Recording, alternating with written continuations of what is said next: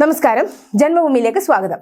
ലോക്സഭാ തെരഞ്ഞെടുപ്പിലെ കെ മുരളീധരന്റെ ഇടതുപക്ഷത്തിന് പിറകിൽ മൂന്നാമതെത്തിയതുമായി ബന്ധപ്പെട്ട KPCC സമിതിയുടെ തെളിവെടുപ്പ് പൂർത്തിയായി. അധികം വൈകാതെ അന്വേഷണ റിപ്പോർട്ട് നൽകും.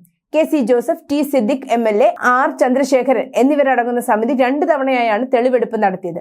സീനിയർ നേതാക്കൾ, DCC ഭാരവാഹികൾ, ബ്ലോക്ക് കോൺഗ്രസ് പ്രസിഡന്റുമാർ തുടങ്ങിയവരിൽ നിന്നും മൊഴിയെടുത്തതായാണ് വിവരം. ഞെട്ടിക്കുന്ന പല വിവരങ്ങളും ഇവർ പുറത്തുവിട്ടതായാണ് അറിയാൻ കഴിയുന്നത്.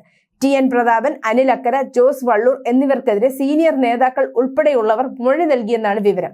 ഇവർക്കെതിരെ പോസ്റ്ററും ഊമക്കത്തും പ്രചരിച്ചിരുന്നു. മുരളീധരന്റെ തോൽവിക്ക് കാരണം ഇവരെന്നാണ് ആരോപണം.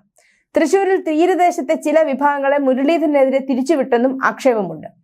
തൃശൂരിൽ സ്ഥാനാർത്ഥിയാകും എന്ന് ഉറപ്പിച്ചതിനെ തുടർന്ന് ചുവരെഴുത്ത് വരെ TN പ്രതാപൻ നടത്തിയിരുന്നു. എന്നാൽ പെട്ടെന്നുള്ള സംഭവ വികാസങ്ങളുടെ തുടർച്ചയായാണ് വടകരയിൽ നിന്നും K മുരളീധരനെ തൃശൂരേക്ക് മാറ്റുന്നത്. പത്മജ വേണുഗോപാൽ കോൺഗ്രസ് വിട്ടതുമായി ബന്ധപ്പെട്ടാണ് K മുരളീധരൻ തൃശൂരേക്ക് വന്നത്. ഇതിനെ തുടർന്ന് TN പ്രതാപനും മറ്റുള്ളവരും വോട്ട് ലഭിക്കാതിരിക്കാൻ പ്രവർത്തിച്ചത്. പത്മജ വേണുഗോപാൽ കോൺഗ്രസ് വിട്ട് BJPയിലേക്ക് ചേർന്നത് കേരളത്തിലെ കോൺഗ്രസിന് വലിയ ക്ഷീണമായിരുന്നു. കോൺഗ്രസിൽ നിന്നും തനിക്ക് പിതാവ് K കരുണാകരന്റെ സ്മരണകൾക്കും നേരിട്ട അവഗണനയെ തുടർന്നാണ് പത്മജ വേണുഗോപാൽ കോൺഗ്രസ് വിടുന്നത്. ഇതിൽ പ്രകോപിതരായ കോൺഗ്രസ് നേതാക്കളാണ് വടകരയിൽ മത്സരിക്കാനിരുന്ന K മുരളീധരനെ അടിയന്തര നടപടിയിലൂടെ തൃശൂരിൽ എത്തിച്ചത്. കഴിഞ്ഞ തവണ തിരുവനന്തപുരത്ത് BJPക്കെതിരെ മികച്ച ട്രാക്ക് റെക്കോർഡ് ഉള്ളതുകൊണ്ട് തൃശൂർ K കരുണാകരൻ സ്വാധീനമുള്ള മണ്ഡലമായതുകൊണ്ടുമാണ് മുരളീധരനെ സുരേഷ് ഗോപിക്കെതിരെ ഇറക്കാം എന്ന് കോൺഗ്രസ് തീരുമാനിച്ചത്. K മുരളീധരനെ തൃശൂരേക്ക് കൊണ്ടുവരുന്നത് ബലിയാടാക്കാനാണെന്നും കൂടെയുള്ളവർ തന്നെ അദ്ദേഹത്തിന്റെ കാല് വാരുമെന്നും പത്മജ വേണുഗോപാൽ അന്ന് തന്നെ പറഞ്ഞിരുന്നു.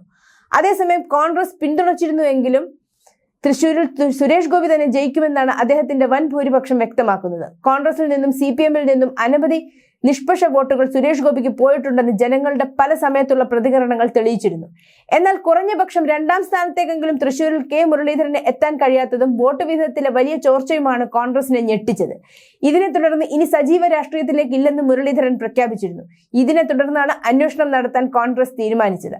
അതേസമയം പ്രതാപനെതിരെയുള്ള വിമർശനങ്ങൾക്ക് തടയിടാൻ മത്സ്യത്തൊഴിലാളി കോൺഗ്രസ് രംഗത്തെത്തിയത് ശ്രദ്ധേയമായി.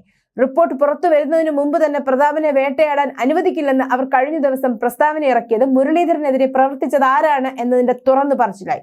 News desk, Janmabhumi.